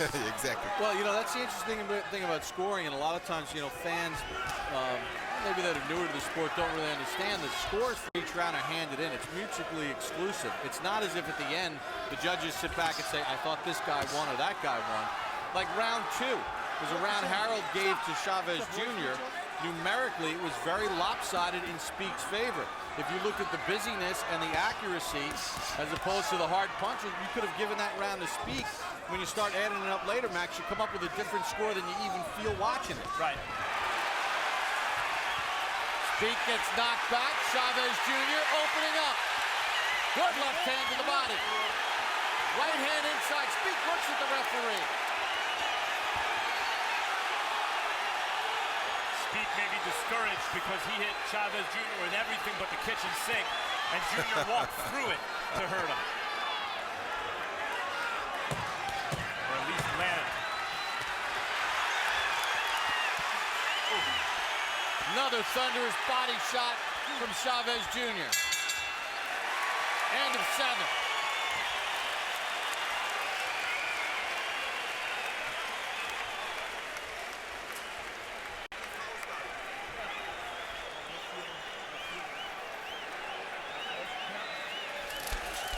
Don't wait, don't wait. Another 4 rounds to go. Stay relaxed.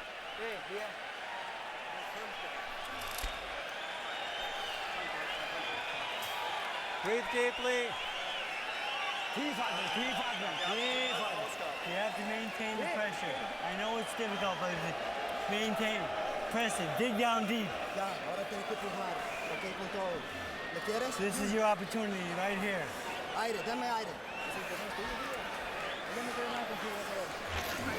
Right here you see Chavez on the attack with that hook right hand. You see a hook followed by a straight right on the top, right at the top of the head of Zbik. He comes back right with the same combination again. Hook right hand because it's landing. Hook right hand again, and he landed it all 3 times. Not good for Zbik. Both of you guys clean it up. Get off his head and you bring it up a little bit. Box. Round number 8 begins. At the end of the last round, as Zbik walked back to his corner, he took a deep breath and a big sigh. The body work of Chavez Jr. paying dividends. And meanwhile, in the other corner, Freddie Roach exhorting Chavez Jr. on, saying, I know it's tough, you got to dig deep. It's a very tough fight for both fighters. He said, this is your opportunity here.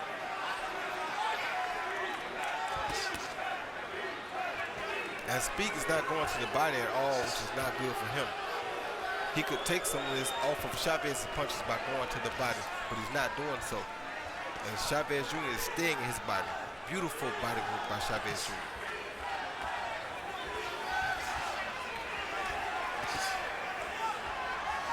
Max, how many times have we seen guys like Zbik who are talented, good boxers, but they just lack that power? Some of the punches that he was able to unload on early, another guy could have ended the fight, and instead it goes on, and the stronger guy just breaks you down. Well, we see it a lot, especially because in this day and age, if boxing finds a ticket seller, the promoters are very careful with him.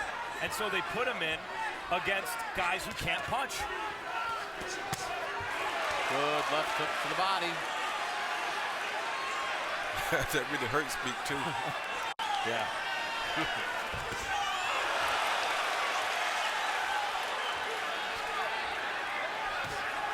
The frequency of the Zbik jab has diminished too over the course of this fight. They both tried quick right hands moments ago. Zbik's landed because Chavez's left hand is by his knee.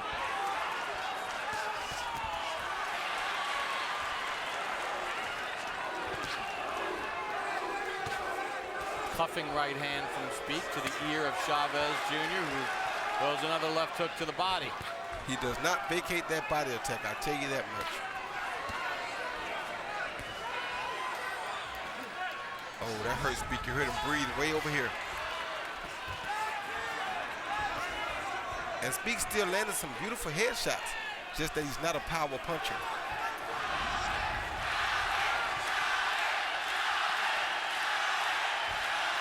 Pro-Chavez crowd trying to urge him on for more.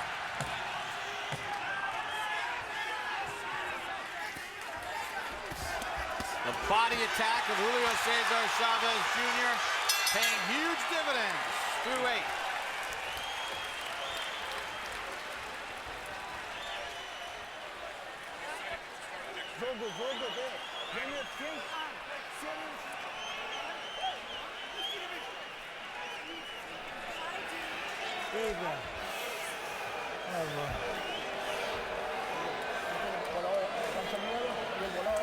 Get the hook to the liver. The hook to the liver and the shot over the top.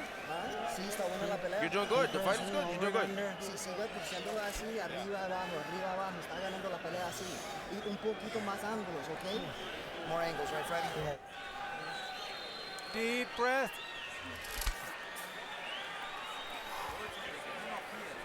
Very good. Very good. Very good. Just, hey. Right here you see Chavez steady at work trying to wear Zbik down with those hard left body shots to the liver. That's a shot that makes it very difficult for you to come back and continue in the later rounds of a fight. Well, through 8 rounds, according to CompuBox, Zbik has landed 122 more punches. But those effective, hard power shots to the body outweigh the volume. I don't know, Bob. You know, you mentioned that the body shots are paying huge dividends, and we think they will or they should later in the fight, and certainly they count when they land. But the real effectiveness of those shots will tell later in the fight whether or not they pay dividends. I'm not sure Chavez is winning these rounds on those body shots. I see Zbik still landing a lot of effective shots to the head. Well, the loud shots are being landed by Chavez Jr. Right, because the crowd reacts. Some don't always land, but the crowd reacts. And see, Zbik does not throw any body shots in his combinations. He throws 6 punches, but all 6 are to the head. That's not good for a pro fighter. Now he goes to the body. There's one for you, Roy. Maybe he heard me.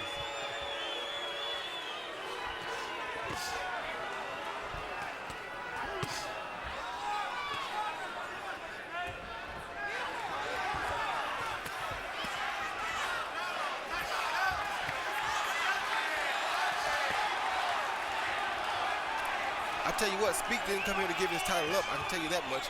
He came in with a game plan to try and win this fight, and he's giving it one heck of an effort.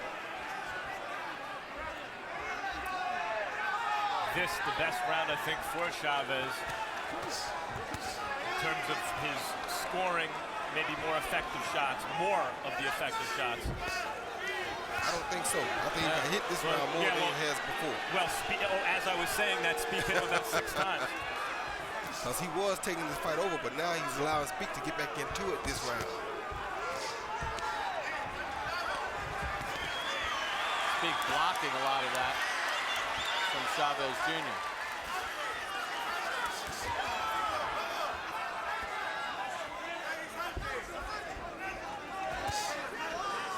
I thought Zbik was having a good round, Max. Yeah, he's having a real good but round. I don't think he was having a ton of bad rounds. I think that he was getting hit a lot in the body, but he was also countering effectively to Chavez Jr.'s head. But the head shots don't drain you, as you know, Max. The body shots does. And that's why I'm wondering why his corner is not making him go to the body a little bit more. He's going to be in a long fight. Don't do it anymore. Okay, you all right? Box. Come to the end of round number 9. Sebastian Zbik putting his 160-pound title on the line. We're celebrating the 15-year anniversary of HBO's Boxing After Dark, and the first middleweight fight that we had on Boxing After Dark, Hopkins-Eccles 2. Hopkins, always better in rematches, especially immediate rematches. here against Eccles after a tough first fight. He dominated, did the same thing to Robert Allen, Segundo Mercado, Jean Pascal recently.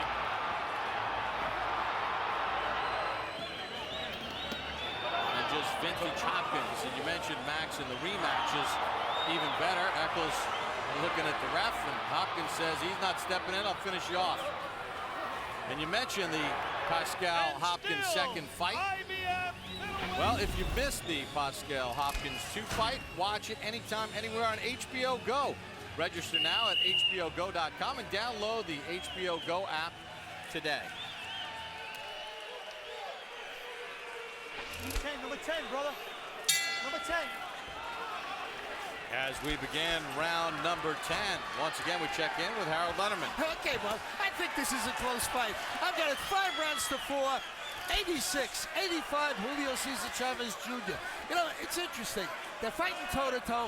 I think that Julio's the stronger guy. I think he's doing more damage. And that's, you know, really, at the end of the round, you got to say to yourself, who hurt the other guy more than the other guy hurt him? And I gave Julio César Chávez Jr. 4 rounds in a row from round 5 to round 8. But in the 9th round, Sebastian Zbik again outworked him. Julio didn't do enough to win the round, so I thought Zbik made it a little bit closer. 5-4, Julio César Chávez Jr. And Harold, let me just ask you quickly, you could possibly see it being 5-4 the other way too, right? No doubt about it, absolutely, because this guy is working, he's throwing a lot of punches, just like Max said, but I think really Julio's been landing the hardest shots to the body. When you're sitting with 3 guys and they all see the fight differently, I'm willing to defer. Not exactly how I see this fight so far, but very good chance it appears I'm wrong.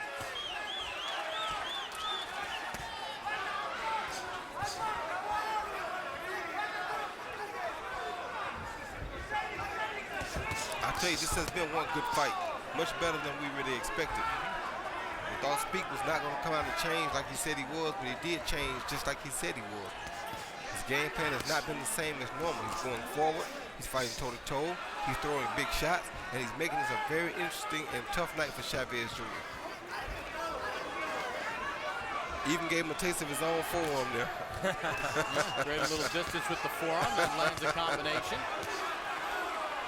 And he's absorbing some good shots by Chávez Jr.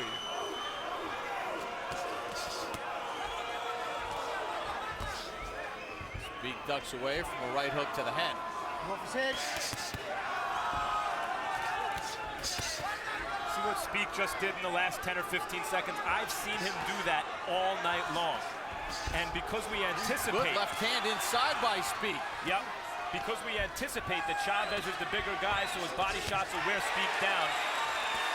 Doesn't mean he gets credit for landing the harder shots unless he's really landing the harder shots. I'm not all the time sure that he is. Oh, that body shot hurt. You hear him breathing way out here. That shot was clearly a hard shot. He took that deep breath and he moved away. He's breathing way out here. Now can Julio César Chávez Jr. maybe steal this round? Because Zbik was doing a lot of good work.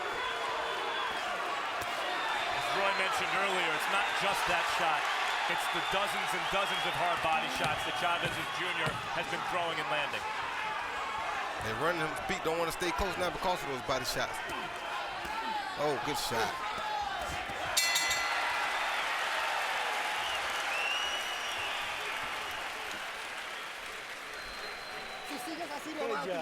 If you keep going like that, you're going to knock him down. If you keep going that way, you're going to knock him down. You're going to knock him out. Can you do it? Can you do it? You give me 3 minutes for that and he's done. All right? One more round like that and he's finished. He's done. Son to the body. And there is Sergio Martinez, Max, the former middleweight title holder. Thinking, please feed one of these guys to me.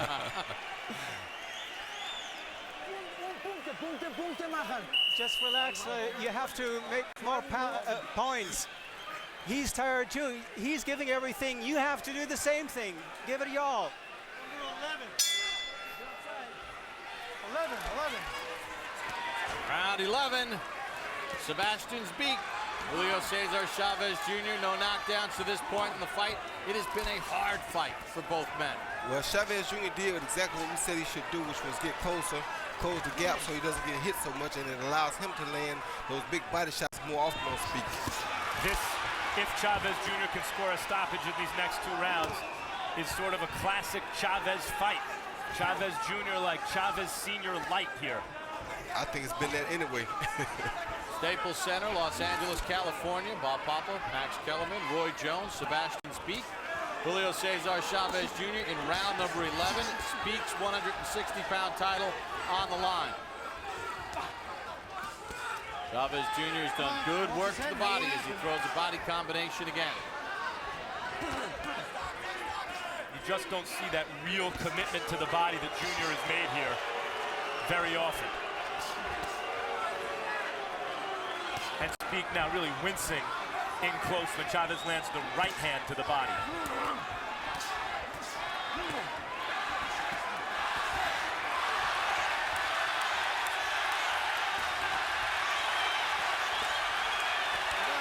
Chávez Jr. digging to the body. Zbik wants a low blow. Jack Reese says no, it wasn't. Some of these shots are straying low, but Zbik clearly wants a little break from this stuff. Without a doubt. Devastating body work by Julio César Chávez Jr. Zbik takes another deep breath. The ones that are really hurting Zbik are the right hands that snake under his left elbow. Yeah, because he's not used to seeing that one and he's not looking for it. So he's not ready for it when it comes. Well, the second time Chávez Jr.'s been past 10 rounds. 9th time for Zbik. 10th time for Zbik actually tonight. Chávez Jr. just digs away to that body. And see, the bad part about it for Zbik now is that in close, Chávez is digging the harder shots. So it's not like he's landing 1 or 2, he's landing 3 or 4 or 5 harder shots than Zbik is landing. And though Zbik is not a puncher even earlier in the fight, the snap is off his punches from all the body shots that Chávez has landed. Yeah, earlier is at least backing Chávez Jr. up a little bit. Stop, no punching, let each other go. I think Sebastian Zbik just wants this round to end. Now here are the dividends you were talking about, Bob. For Chávez. I mean, the amount of body shots. Overall in the fight, the second time through 11 rounds that Chávez Jr. has outlanded Zbik in a round.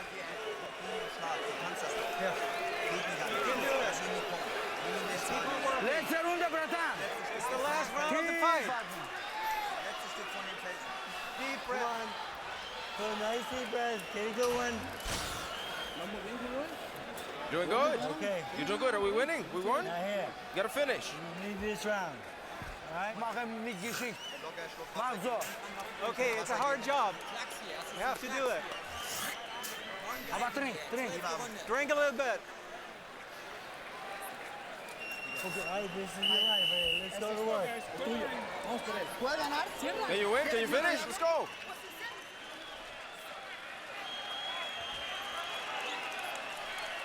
Chávez Jr., according to Punchzone, has landed 121 shots to the body of Zbik. Does Chávez Jr. need a knockout here to win? His body shots are clearly paying dividends, but as you saw in that graphic moments ago, there are many rounds in this fight where Zbik outlanded him 2-1 or better. And was also much busier in those rounds too, Max.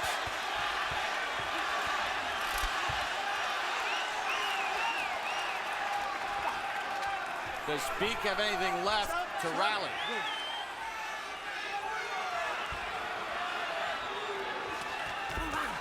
He's trying, I tell you that much. Just too bad they won't go to the body enough. That's because you're holding him. He could make it a really good fight if he went to the body more. Pretty damn good fight as it is. Yeah, that one was low. Zbik looking for help from the ref. Now he answers back. Stop punching, that's why. You're still holding his head. There was one left hand that was very low, and that's what Zbik reacted to, but No, don't punch let the ref step in. Don't turn. Or sometimes you have to throw one yourself on the belt line to make the ref come in and warn both of them. Well, the ref's response to Zbik is if you're holding him behind the head, that's where the punch is going to land. See, Zbik's doing it right there. Well, that body shot hurt Zbik then. But isn't some of that... Right there, they're landing low because Zbik is pushing down on the back of Chavez's head. The ref's not going to call that. But isn't some of that due to Chavez Jr. is bringing his head down and almost bull rushing him? No, maybe, sometimes. But Zbik is pushing down on it, not letting him up. Like right there, he got a hold of his head now. Right. These boys are really fighting, I tell you that. This is a really good middleweight fight, son. I don't care what language you're in, where you're from, this is a great middleweight fight. Both of these guys came to win tonight. Stop. My hat goes off to Zbik because he changed his style and made this a very good fight. And it's going to be a hard one to judge. Let him go, come on, fight. Stop punching, back up. Cesar Chavez Jr. has showed a lot of heart. You don't usually see this. The life of privilege doesn't generally tend to lend itself to a prize fighter, to the fight game. But Chavez Jr. led a life of privilege, and he's a real fighter. Stop, break, step away from each other. He learned the real things about life. Tremendous performance by both fighters. By Sebastian Zbik and Julio César Chávez Jr. To the body goes Jr. one more time.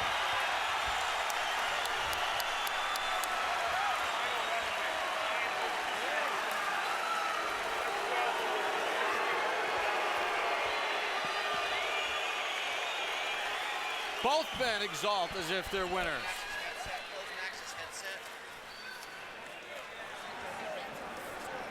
Tremendous performance. You take a look at Harold Letterman's card round by round.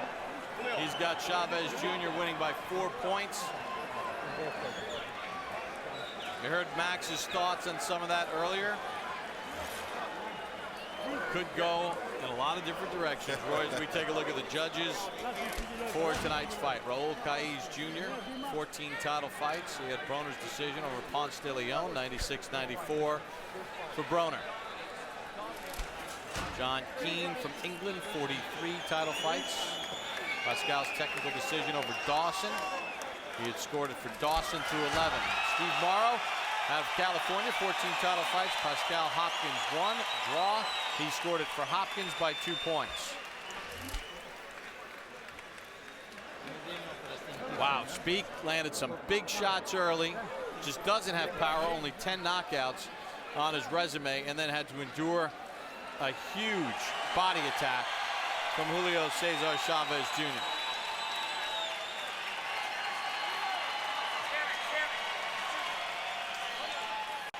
I tell you what, they didn't hand him no title tonight, even if he gets his decision, because that was a tough performance against a very tough opponent who did not come here to not leave as champion.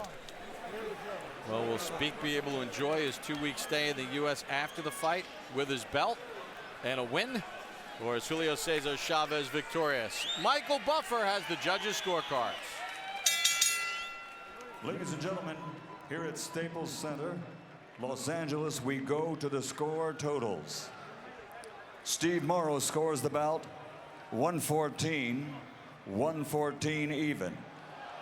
Raul Caiz Jr., 115, 113. John Keane, 116 to 112. The winner by majority decision. And new WBC middleweight champion of the world, still undefeated, Julio César Chávez Jr. Roy, majority decision for Julio César Chávez Jr. I don't think any real outlandish scores. You know, you could swing around here or there, and maybe it tilts the other guy's way, but a very close competitive fight. A very close competitive fight. I think you probably may see a rematch in this fight. I think it'd be good for both fighters because it was a very close fight, a very challenging fight, and I think both fighters did a really good job for themselves tonight. Take a look at the final punch stats in the fight for Julio César Chávez Jr. and Sebastian Zbik. Zbik was busier. He landed at 47%, 32% for Chávez Jr., who came on late with more volume. Power shots in Zbik's favor, 54% to 33% for Chávez Jr., who threw more over the balance of the fight and predominantly to the body. As we zero in on punch zone, 143 connects to the body by Chávez Jr. to the left, to the body of Zbik, whereas Zbik did not attack the body at all. He landed just 29 body shots on the right to the body of Chávez Jr. He used his jab, landed 355 to the head. Close fight, but Julio César Chávez Jr. the winner by majority decision. Max is standing by with the newly crowned champion. Julio Jr., congratulations on a very exciting fight. It seems, based on the scorecards and the way the last round went, that you needed that last round to win. Did you feel that way going into the 12th? Bueno, yo sentía que la pelea iba muy pareja. Yo intenté ganar cada round de la pelea. Sabía que iba pareja y salí con todo a ganar el último round porque sabía que era crucial para la pelea. I thought the fight was pretty even, but I knew I had to come out strong and win the final round. I knew it was very even, but I knew it was crucial that I come out and win that fight to win the battle. Were you surprised at his aggression? He's usually a much more defensively oriented fighter. He came out pretty fast. Así es. Tiene una gran guardia. Venía a retener su título. Es un muy buen peleador, pero peleé con todo el corazón y yo dije que este título lo iba a ganar para México. He's got a great defense, and he came to defend his title. He's a great fighter, he's great heart, but I came to win this title for Mexico. We kept hearing before the fight you were going to fight more on the outside and use your size. But there you were on the inside, throwing the family Chávez body shots. Why? Lo que pasa es que yo sentí que lo lastimé abajo y seguí mi golpeado al cuerpo. Y creo que esa fue la clave. Ella no podía los últimos rounds de la pelea. I felt I hurt him to the body, and that was the key, and I felt that he couldn't continue on as the fight went on. Generally, I hate to discuss sanctioning body belts. However, your father held this belt for many years, and now you have it. Can you tell us what you're feeling about that? Me siento muy contento por ganar este título y voy a trabajar muy duro porque quiero ser campeón por mucho tiempo y hacer historia para México como lo hizo mi padre.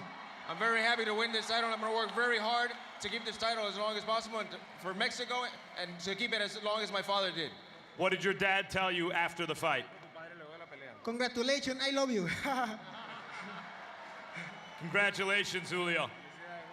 One more thing. Now that you have a belt, the recognized middleweight champion of the world is Sergio Martinez. Do you have any interest at all in fighting Sergio Martinez, the recognized middleweight champion, in the near future?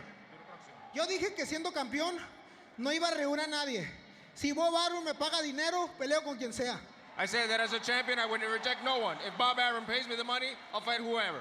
Congratulations on a very exciting fight and the belt win, Julio Jr. Gracias, y este título es para todos los mexicanos. Los quiero mucho a todos.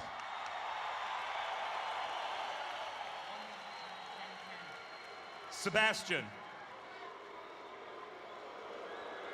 what do you think about the decision? Let's start with that. Well, what can I say? I knew before that I have to win the fight in a very clear way, so there were many rounds in this fight which were very close, and I know when the round is closed, they give it for Chávez Jr. He's a strong fighter. Congratulations to his new belt, and well, I think the first rounds were mine, but what can I say? I knew before that I would have to win the fight very clear to be successful at the end. But let me say, first of all, thank you to the people of Los Angeles. I was 4 weeks here, I had a great time. thank you to the crowd. Congratulations again to Julio. And some words in Germany. Vielen Dank an die Leute, die hier mit hergekommen sind. Ihr seid echt die geilsten, die es gibt. Und viele Grüße nach Hause. Thanks for a very exciting fight, Sebastian. Bob. All right, Max, a very classy thing by Sebastian Zbik, who was here for 4 weeks. He'll stay for 2 more. Julio César Chávez Jr. Really dug in. We showed the body shots, Roy. As you saw him tonight, the outside game went out the window. He did what he had to do. What are your thoughts after seeing him in person and the way he performed against a very tough fighter in Sebastian Zbik? My thoughts are no different than they were before we came here tonight. He's still Julio César Chávez, although it's junior, not senior, but it's still the same thing in the chest. He has the heart of a champion. He has the mind and the soul of a champion. He refuses to be beaten. He has a will that just is unmatched. So when he goes in the ring and you have a guy who really is not punching hard enough to really hurt him, you're asking for trouble because he's going to be right there in your face, in your chest all night. I don't care how much boxing they taught him. He came up watching this. He came up with this bred in him. You can't take that out of him in 3 fights. All right, Max, you know, you were in there with Julio César Chávez Jr. and the impressive performance that he had. Sebastian Zbik, I mean, close rounds. You can't really argue with the scoring. Majority decision. I mean, 1 round or 2 rounds here and the cards are flipped. Your impressions of what you saw out of the son of the great Julio César Chávez? He needed that 12th round, as it turns out, and he got it on 2 cards. One of them was 10-10, but by winning that 12th round, he won the fight. Let's start with this. Belts are promotional tools nowadays, purely just about promotional tools. The belt that Chávez Jr. just won was stripped from the real middleweight champion of the world. Chávez Jr. is not the champion of anything except for that sanctioning belt. He's not a world champ, and not really so far in the class of the world champ Sergio Martinez. That said, he does have a belt, partly because he has a connection with the fans. You heard them roar. Yes, partly because he's Julio César Chávez Sr.'s son. Clearly, Chávez, the greatest fighter probably in the history of Mexico, certainly the most popular ever. And so that certainly opened doors for Junior. But he has a real charisma, a real connection to the fans, and they to him. And even, listen, he grew up as a rock star. He looks like a rock star. And even if he's more Ziggy Marley than Bob, Ziggy had some hits. I like some Ziggy Marley songs. And maybe Chávez Jr. is going to have some too. Maybe this was a hit here tonight just about. Well, you got Ziggy Marley in the show tonight, and you got Dale Bearer. Pretty good. Nice segues, Max. You know, we've been talking about Julio César Chávez, the great Mexican champion, and then his son performing tonight. Roy Jones, a decorated champion in your own right. You went to Moscow a couple weeks ago, fought Denis Medvedev, got stopped in that fight. Are you going to keep going at the fight game? Yeah. Am I going to keep going? I don't know. That's a good question. First, I want to say, though, on Chávez's part is he does not determine who fights for the titles. He is a world champion. He did win a world belt tonight. He does make him the WBC middleweight champion of the world, and that they can't take away from him. In the books, tonight he goes down as the world middleweight champion, so he is a world champion. All right, but what about Roy Jones, all right, in that fight? I know you want to forget it. I know you don't. I know it was tough. Let me say this. The fight against Lebedev was a great fight. What got me was I went 10 rounds with #1 cruiserweight southpaw at that off of a year and a month layoff. So, I mean, it's kind of hard. I don't want to continue to go necessarily, but I do love to win. So I'm not trying to continue to stay around this game too long. However, when you see people, and I'm competitive, I must say. So when you see somebody as old as Bernard Hopkins continue to go, it only makes you say, well, what you got to stop for? But at some point, you do have to start pulling back. So, you know, I look at it. If I probably go back into some film or something, then maybe I'll find something else to do. But if not, I don't want to be one of these guys who's around here doing nothing or doing bad things because I got the energy to do something good. You feel me? So, and I must say, in Moscow, they made me feel really good. That fight was a fight about showing people that you also have to be able to step out the box, do different things to make a change sometimes. God wanted me to go to Moscow to see that in Moscow, I'm a bigger person or a bigger name than I am even in the United States of America. I have never felt like for one day that I was Michael Jackson. In Moscow, I felt like I was Michael Jackson. So when you get an opportunity like that to come up, anybody, no living man alive can't tell me he wouldn't want to be treated like he was Michael Jackson after making the Thriller album for one day. So it sounds like you're leaving the door open if there's the right opportunity, right? You better believe it. There you go. All right, thanks, Roy. Thank you. Hey, sensational performance tonight by Julio César Chávez Jr., winning a majority decision against a very game and tough Sebastian Zbik. Let's not forget about Mikey Garcia. I mean, what a tremendous performance as he stops his opponent tonight, Rafael Guzman, in the 4th round. Guzman took the fight on short notice, but Garcia showed his pedigree once again with the devastating right hand. We look forward to seeing that 23-year-old in the future as he got his 26th win and 22nd knockout. If you missed any of tonight's telecast, you can catch it in its entirety at the dates and times listed below. And starting Tuesday at noon, watch tonight's fight anytime, anywhere on HBO Go, the new streaming service available on your laptop, iPad, iPhone, and Android. Register now at HBO.com. June 18th, Boxing After Dark returns from Guadalajara, Mexico, as 154-pound rising star and native son Canelo Alvarez defends his title against Ryan Rhodes, and Adrian Broner takes on Jason Litzau in a 130-pound matchup. Next on HBO, stay tuned for Game of Thrones. So for our entire Boxing After Dark crew, I'm Bob Papa saying so long from Los Angeles, California.